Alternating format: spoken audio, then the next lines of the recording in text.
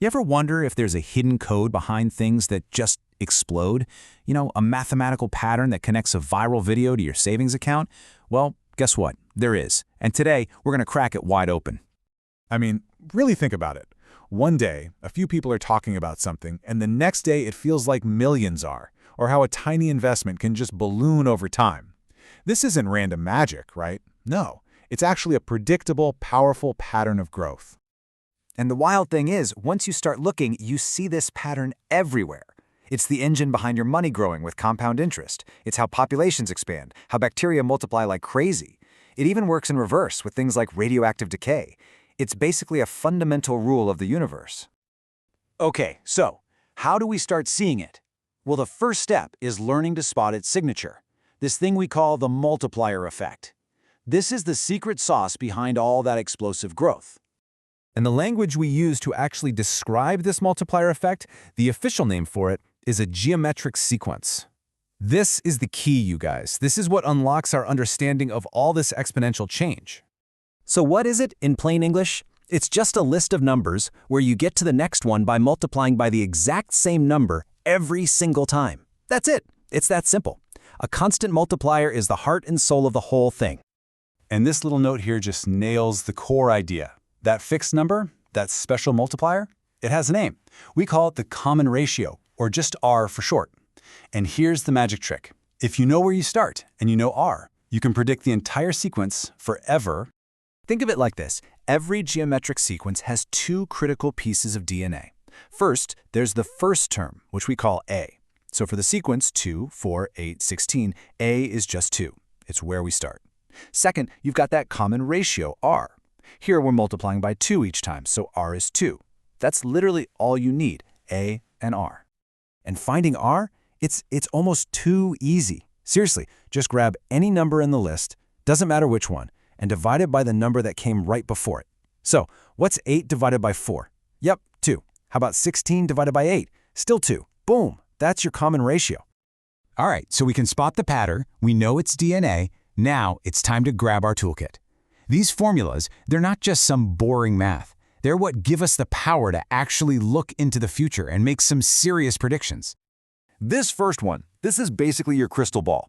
Say you want to know the 100th number in a sequence, but you really don't feel like writing out all 100 numbers? Well, this is your shortcut. UN is the term you're looking for, A is your starting point, R is your multiplier, and N is just the number of the term you want. It's simple, but it's incredibly powerful. Okay, hold on. Quick but super important point here. A sequence is just the list of numbers, right? 2, 4, 8, and so on. A series, that's what you get when you add all those numbers up. So whenever you hear the word total, your brain should think series. And yeah, you guessed it, there's a formula for finding that total. Now you're going to see two versions here, but don't panic, they're basically the same formula, just flipped around. It's just a little trick to make sure our numbers stay positive and easy to work with, depending on whether our multiplier R is bigger or smaller than 1. All right, theory is great, but let's get our hands dirty, right? Let's take our brand new toolkit and put this code into practice by solving a real-world problem step by step. So here's our scenario. We've got a virus, starting with 10 people on day 1, and it's growing at 40% per day. That phrase right there, a repeated percentage increase, that is a massive flashing neon sign that says, hey, I'm a geometric sequence. First up, part A. The question is, how many new people are going to get infected specifically on day 7? We're not looking for a total yet, just the number for that one single day. Okay, let's break it down and find our variables. A is our starting term. That's the 10 people on day 1. Easy. N is the term number we care about, so that's day 7. Now R, the common ratio. If something increases by 40%, you take the original 100% and you add 40%. So our multiplier R is 1.4. Make sense? And now we just plug and play. We take those numbers and pop them right into our crystal ball formula. We're looking for the 7th term, so it's our starting number 10 times our ratio 1.4 raised to the power of 7 minus 1, so raised to the power of 6. You punch that into a calculator and you get about 75.29.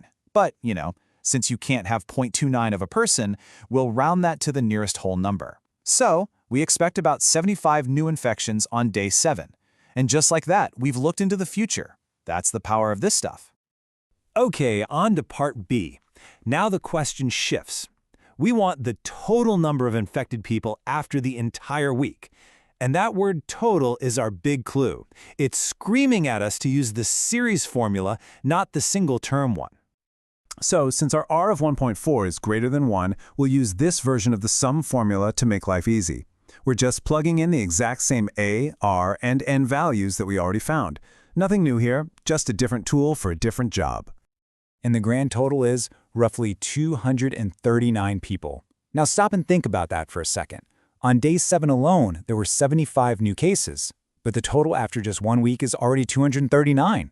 That is the insane compounding power of multiplicative growth. So let's zoom out. We've cracked the code, we've used the tools. What's the big idea here? What's the real superpower you've just unlocked? Look, the real takeaway here isn't just about solving a math problem. It's about training your brain to see this hidden pattern everywhere. You can now spot that common multiplier, the percentage growth, the doubling time, the investment return, and you can recognize it for what it is. And that leaves me with one final thought for you. Now that you can identify and model this kind of growth, what could you predict? The future of your own finances? How fast a new idea could spread online? The truth is, once you learn to see the code, you start to see the future in a whole new way.